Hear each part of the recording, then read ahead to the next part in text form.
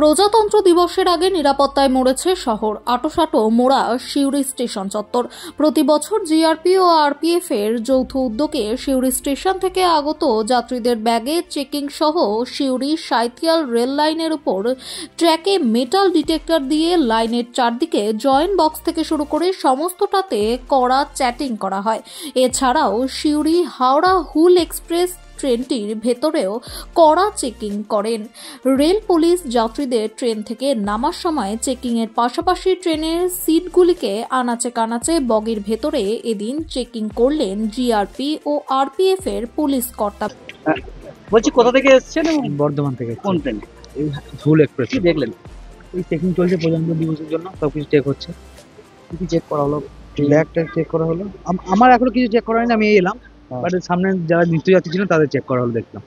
এই যে চেকিং করা হচ্ছে, কি অনুভব করছেন? মানে ভালো, এগুলো ভালো।